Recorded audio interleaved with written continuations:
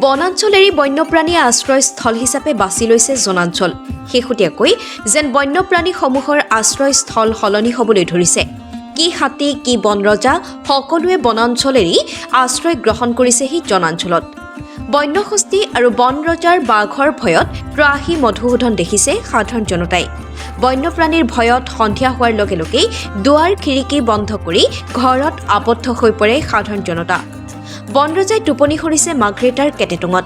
নিশা হলেও পশুধন ভক্ষণ কৰি ত্ৰাস চলাইছে বনৰজাই।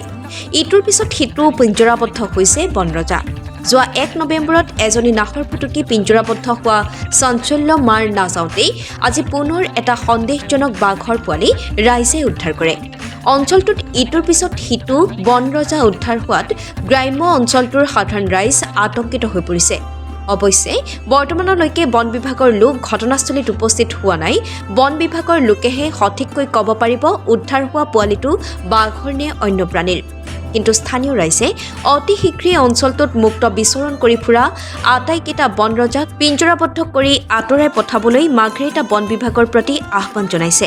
মাৰ্ঘেৰিটাৰ পৰা Mridu Barua report, reporter live Asom. ৰাস্তাতে পালোঁ, অলপ দেখি পালোঁ, মই ধৰিলোঁ। কেলৈ তাত ফান নাছিলে, ফানতে আছিলে মানে, তাৰপৰা মই ধৰি কিনি লৈ আনিলোঁ আৰু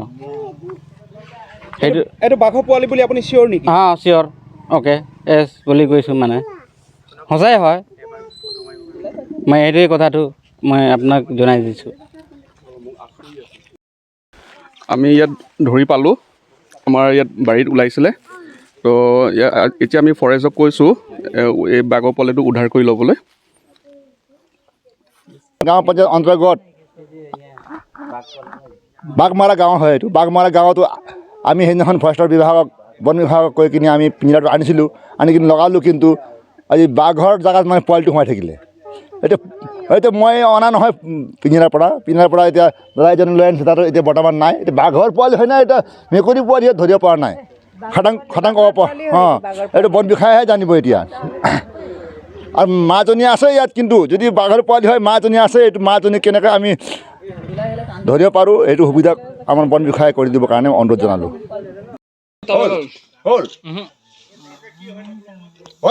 এইটো মাতি দিওঁ, ঠিক আছে।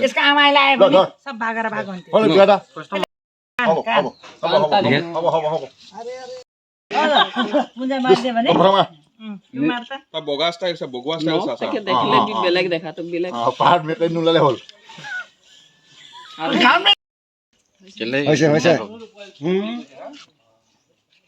বাঘ পোৱালি হয় না মেকুৰী পোৱালি হয়, এইটো জানে।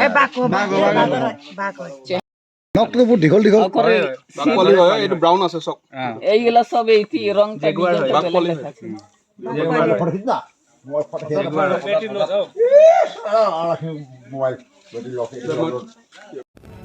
Reporter live Assam.